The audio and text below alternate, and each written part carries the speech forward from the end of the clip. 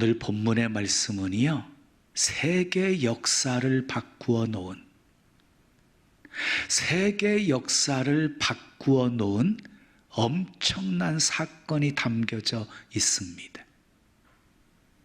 사도 바울의 선교 사역에 새로운 전환기를 맞이하게 하는 특별한 내용이 담겨져 있습니다. 본문 6절, 7절 우리 함께 읽어봐요. 시작. 성령이 아시아에서 말씀을 전하지 못하게 하시거늘 그들이 부르기아와 갈라디아 땅으로 다녀가 무시아 앞에 이르러 비두니아로 가고자 애쓰되 예수의 영이 허락하지 아니하시는지라 그랬어요. 성령이요, 말씀을 아시아에서 전하지 못하게 막으셨습니다. 성령이 허락하지를 않으셨습니다. 부르기아로 들어가는 것도 막으셨고 갈라디아 땅으로 가는 것도 막으셨고 무시아로 가는 것도 막으셨고 비두니아로 가는 것도 막으셨어요. 우린 여기서 깨달아야 할 진리가 있습니다. 하나님이 기뻐하시는 복음 전파의 사역일지라도 하나님의 영광을 위한 선한 목표라 할지라도 하나님이 막으실 수 있다는 것입니다. 하나님이 막으실 때 우리 처음에는 왜 막으시는지 이해하기 쉽지가 않아요. 하나님이 아시아 사람보다 마게도니아 사람들을 더 사랑하시는 건가? 우리는 성경을 읽으면서 많은 의문점을 갖게 되어져요. 베드로와 야고보가 감옥에 gat혔어요. 베드로는 감옥에서 천사의 인도로 살아났는데 야고보는 헤롯 왕의 칼에 목베임을 당해요. 똑같은 제자인데 왜 한 사람은 살리고 한 사람은 죽이셨을까요? 우리는 몰라요. 하나님 마음이에요. 소돔과 고모라 땅과 그리고 니느웨 성은 똑같은 죄악의 도성들이었어요. 그런데 하나님께서 요나 선지자를 니느웨에 보내서 하나님의 심판을 선포하게 해요. 니느웨 사람들이 회개하고 하나님께 돌아와요. 그래서 하나님이 살리셔요. 그런데 소돔과 고모라 땅에는 선지자를 보내신 적이 없어요. 왜 하나는 살리고 하나는 유황불로 멸하셨을까요? 우리는 몰라요. 하나님 마음이에요. 복음을 전하는 것 분명한 하나님의 뜻입니다. 아멘이지요. 복음을 전하는 것 우리를 향한 하나님의 명령이기 때문이지요. 그래서 가장 싫어하는 게 악한 원수 마귀예요. 복음을 전하지 못하게 방해하고 회방을 해요. 그런데 오늘 말씀을 보면은요, 복음을 전하지 못하게, 말씀을 전하지 못하게 마귀만 방해하는 것이 아니라 성령께서도 지금 막으시고 있는 모습을 보게 되어져요. 우리는요, 하나님의 뜻이 아니면 멈춰서면 돼요.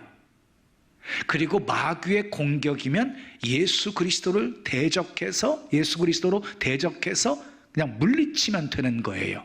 근데 문제는 이것이 마귀의 공격인지 성령이 막으시는 것인지 헷갈리는 거예요. 헷갈리면 어떻게 해야 될까요? 기도해야 됩니다. 기도하면 영적으로 분별할 수 있기 때문입니다. 그런데 어떤 성도는 목사님, 마음이 너무 복잡해서 기도가 안 나와요. 지금 내가 처한 상황은 너무너무 심각해요. 문제가 조금 안정이 되어지면 그때 교회 나갈게요. 저는 이런 소리를 들을 때마다 얼마나 안타까운지 몰라요. 마음이 복잡하니까 기도해야 하는 거예요. 어떻게 해야 할지 모르기 때문에 기도해야 하는 것이에요. 기도하지 않고 자신의 지혜와 경험으로 모든 것을 결정한다고 한다면 우리는 하루에 12번 이상 생각이 바뀌게 되어져요. 이 사람 얘기를 들으면 이렇게 해야 될 것 같고 저 사람 얘기 들으면 저렇게 해야 될 것 같은 거예요. 그런데요, 주님 앞에 무릎을 꿇잖아요, 기도하잖아요, 그런 복잡한 생각들이 다 정리가 되어져요. 마귀의 공격인지 성령의 막으심인지 분별할 수 있게 되어지는 거예요. 그러면서 마음에 평안이 찾아오게 되어져요. 그런데 이렇게 반론하고 싶은 분들이 있을 거예요. 목사님, 기도하고 있어요. 그러나 아무리 기도해도 모르겠어요. 그럴 수 있습니다.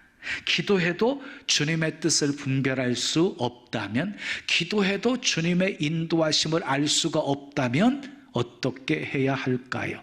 방법은 한 가지예요. 계속 기도하셔야 돼요. 내 마음에 확신과 평안이 생길 때까지 기도하셔야 하는 거예요. 우리가 자주 실수하는 것이 있어요. 주님의 뜻을 분별하지 못한 채 조급하게 행동하는 거예요. 조급하게. 주님의 뜻을 물었는데 도대체 아직도 헷갈려서 모르겠습니까?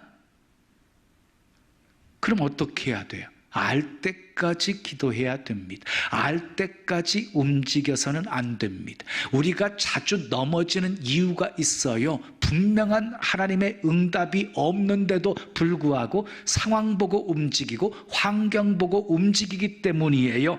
우리 딸은 열심히 삽니다. 고생도 합니다. 마음도 졸이며 삽니다. 그런데 아무런 열매가 없습니다. 하나님의 때에 움직인 것이 아니라 나의 때에 움직였기 때문입니다. 자, 본문에서는요, 성령이 계속 막으십니다. 한 5번쯤 막으시는 것 같아요. 분명히 성령이 막으셨어요. 왜 막으셨는지는 하나님만이 아십니다. 그러나 한 가지 분명한 사실이 있어요. 잠언 16장 9절에 보면 사람이 마음으로 자기의 길을 계획할지라도 그의 걸음을 인도하시는 이는 여호와시니라 그랬어요. 계획은 우리 사람이 하는데요, 발걸음을 인도하시는 분은 결국 하나님이시라는 거예요. 그리고 잠언 19장 21절에 보면 사람의 마음에는 많은 계획이 있어도 오직 여호와의 뜻이 완전히 서리라. 이게 무슨 말이에요? 사람의 마음에는 많은 계획들이 있어요. 근데 결국 이루어지는 것은 하나님의 뜻만 이루어진다는 거예요. 여러분, 하나님의 뜻은 반드시 이루어집니다. 이어지는 본문 8절 말씀 함께 읽어요. 시작. 무시아를 지나 드루아로 내려갔는데 그랬어요.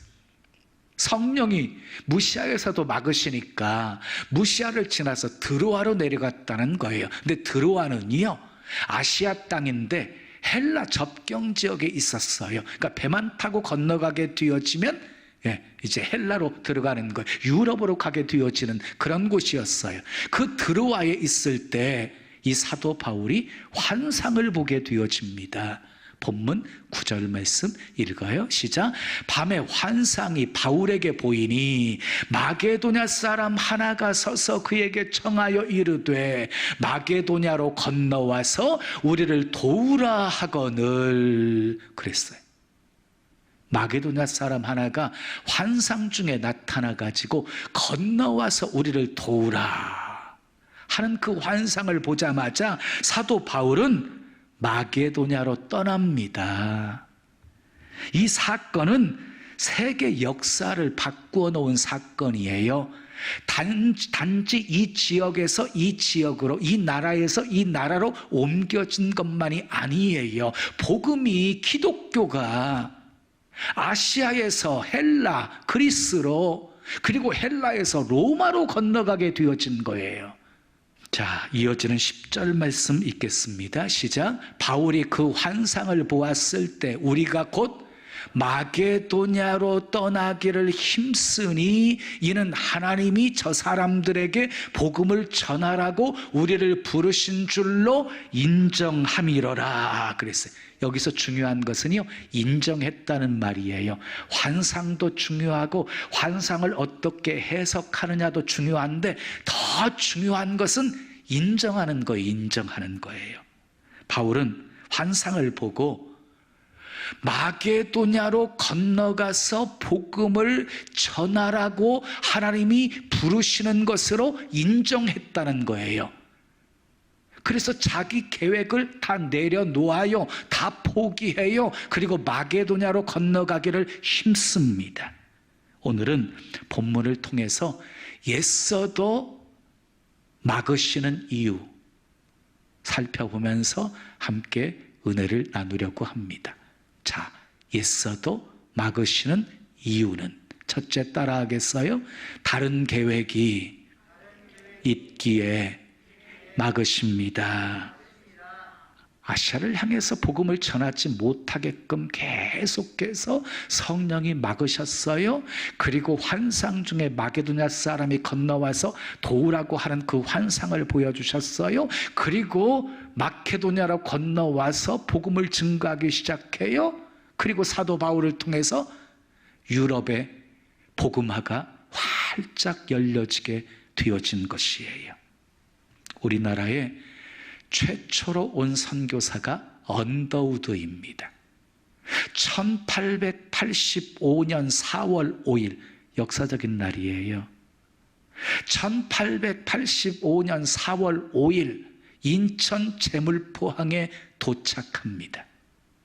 언더우드 선교사는 한국에 와가지고 최초의 장로교회인 세문안교회를 세우면서 교회 개척이 시작이 되어졌고, 지금 연세대학교의 전신인 연희전문학교를 시작으로 교육사업을 통해 조선의 젊은이들을 깨웠습니다. 언더우드가 우리나라를 위해서 일한 역사들을 보게 되어지면 실로 대단한 일들을 이루었습니다. 언더우드는 신학교를 다닐 때에 인도에 마음을 품고 기도했어요. 인도 선교사로 가려고. 그래서 인도 문화에 대해서 공부도 하고 인도 언어도 공부를 했습니다. 그런데 인도로 선교를 가는 거 하나님이 막으셨어요.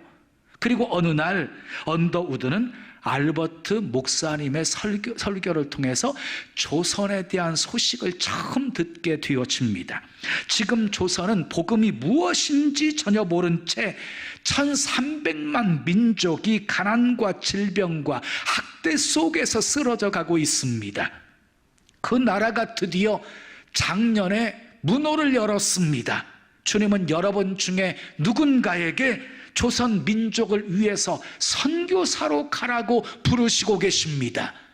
이 강력한 호소력 있는 설교에 많은 신학생들이 큰 도전을 받았습니다. 그런데 정작 조선에 선교사로 가겠다고 나서는 사람은 한 사람도 없었습니다. 언더우드는 자기 친구들을 권면했습니다. 네가 조선에 가라, 네가 조선에 가라. 그런데 모두가 국내에서만 사역하기를 원했습니다. 언더우드는 너무너무 답답했어요. 헌신을 맹세한 사람들이 왜 다 미온적이고 부정적일까? 주님이 기다리시는 조선으로 갈 선교사는 아무도 없단 말인가? 그런데 그때 강력한 반문의 소리가 그의 마음을 두드렸습니다. 너는 왜 못 가느냐? 조선으로 가라고 하는 하나님의 강력한 부르심의 음성이었습니다. 그래서 언더우드는 그동안 인도를 위해서 준비한 모든 것을 다 내려놓아요. 그리고 교회와 선교부에 조선 선교사로 가겠다고 하자 2번이나 거절을 당해요. 포기하지 않고 조선의 선교를 위해서 기도했더니 장로교 본부회의에서 조선 선교사로 임명을 받아서 한국 땅에 오게 되어진 것이에요.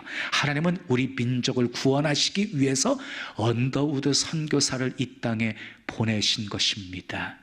인도로 가려는 것 하나님이 막으셨는데 다른 계획이 있으셨기 때문이었던 거지요. 자, 우리는 다시 한번 우리의 소원과 하나님의 소원이 같은지, 우리의 계획과 하나님의 계획이 같은지를 생각해 보셔야 합니다. 리빙스턴은요, 중국으로 선교하러 가다가 방향을 바꾸어서 아프리카로 가게 됩니다. 성령이 그렇게 인도하신 거지요. 윌리엄 캐리는 남태평양에 있는 폴리네시아 섬에 가서 선교하려고 출발하였다가 중간에 방향을 돌려 인도에 가서 일생을 마치게 되었습니다. 바울은 2차 선교여행 아시아를 향해서 가려고 가다가 성령이 막으셔서 유럽을 향해서 복음을 증거하게 되었습니다. 사랑하는 여러분, 내가 생각한 대로, 내가 준비한 대로 되어져야 하나님의 일이 이루어지는 것이라고 생각하지 마십시오. 가던 길 못 가도 좋고 방향을 틀어도 좋습니다. 정말로 중요한 것은 내가 하나님의 인도를 받고 있느냐가 중요한 것입니다. 여러분, 성령이 막으시고 성령이 멈추게 하시고 성령이 다른 길로 인도하시면 그 길이 어떤 길이든지 온유하고 겸손한 마음으로 순종하며 따르시기를 바랍니다. 그것이 믿음입니다. 그러면 앞서 행하시는 하나님이 크고 놀라운 일을 보여주실 것입니다. 아멘. 두 번째, 애써도 막히는 이유 따라하겠어요. 더 유익되게 하시려고 막으십니다. 사도행전 6장 11절부터 보게 되어지면은요, 바울이 헬라로 가는 장면이 나옵니다. 마게도냐의 첫 성이 빌립보였습니다. 빌립보. 그리고 복음이 계속해서 유럽을 향해서 확산되어져 가게 되어집니다. 아시아보다 수많은 영혼이 살고 있는 유럽에 복음을 전하셔서 복음이 더 널리 확장되어 가게 하신 것입니다. 하나님이 막으셨는데 더 유익되게 하시려고 막으신 것입니다. 그래서 사도 바울은 나중에 이렇게 고백합니다. 하나님을 사랑하는 자, 곧 그 뜻대로 부르심을 입은 자들에게는 모든 것이 합력하여 선을 이루느니라. 아멘. 하나님이 막으십니까? 더 유익되게 하시려고 막으시는 것입니다. 여러분, 처음에는 왜 막으셨는지 이해하기가 쉽지가 않아요. 그런데 시간이 흐른 후에는요, 아하, 그래서 막으셨구나, 이렇게 탄성이 나오게 하시는 분이 하나님이세요. 그 방법으로 역사에 가시는 거예요. 모르드게가 아하수에로 왕을 독살의 위기에서 구해냅니다. 죽을 위기에서 왕을 살렸으니 엄청난 상을 받아야 되잖아요. 그런데 아하수에로 왕이 잊어버려요. 하나님이 막으신 거예요. 막으셨다가 언제 그 일을 들춰내십니까? 하만의 계략으로 유대인들이 다 몰살당할 위기에 처해 있고, 그리고 하만의 집에 장대가 세워져 있는데 그 장대 위에 모르드게의 목을 달려고 했던 거예요. 모르드게의 목이 달리기 바로 전날 밤 하나님이 역사하십니다. 아하수에로 왕 잠을 안 재우세요. 잠이 안 오니까 궁중일기를 가져와 읽게 해요. 근데 궁중일기를 이 내시가 읽는데요, 모르드게가 독살의 위기에서 자기를 구해준 사건을 읽고 있는 것, 이게 여러분 우연입니까? 아하수에로 왕이 이 모르드게 크게 높여줍니다. 크게 높여줍니다. 아주 극적이지 않습니까? 아하, 그래서 막으셨구나. 막으셨는데 더 유익되게 하셨지요. 요셉의 꿈이 이루어지는 과정을 보십시오. 형제들에게 미움을 받아가지고 노예로 팔려가요. 애굽의 보디발 장군의 종이 되어져요.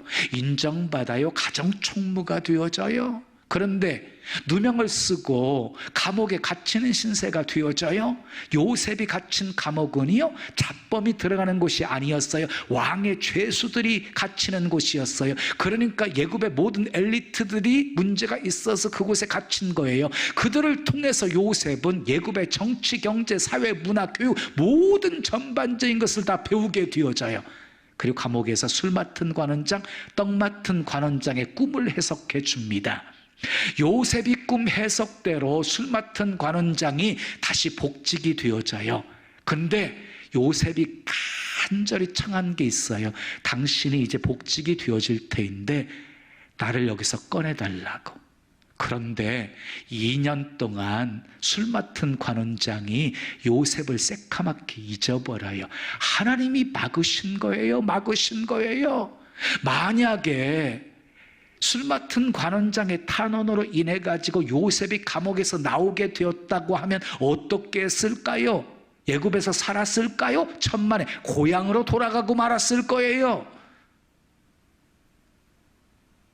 그런데 때가 되어지자 바로 왕이 꿈을 꿔요. 해석하는 자가 하나도 없었어요. 그때 술 맡은 관원장이 요셉을 생각하고 추천하고 요셉이 바로의 꿈을 해석하고 한순간에 죄수가 애굽의 총리가 되어진 거예요. 아하, 그래서 막으셨구나. 막으셨는데 더 유익되게 하셨지요.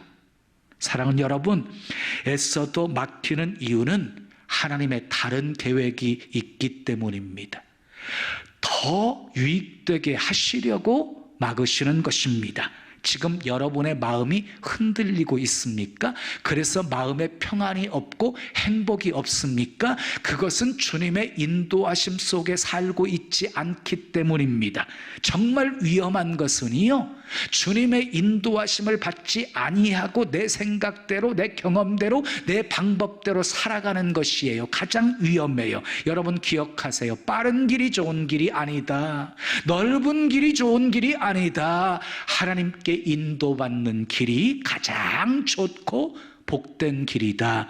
믿으시면 크게 아멘. 여러분, 하나님의 인도하심을 받으려면 어떻게 해야 할까요? 모든 것 다 주님께 내려놓으셔야 돼요. 내 생각도 내려놓고 내 계획도 내려놓고 내 방법도 내 경험도 지식도 다 내려놓으셔야 해요. 답답한 마음과 걱정도, 두려워하는 마음도, 조급해하는 마음도 주님께 다 내려놓으십시오. 주님 뜻이 아니면 막아달라고 기도하십시오. 절대로 주님보다 앞서지 마십시오.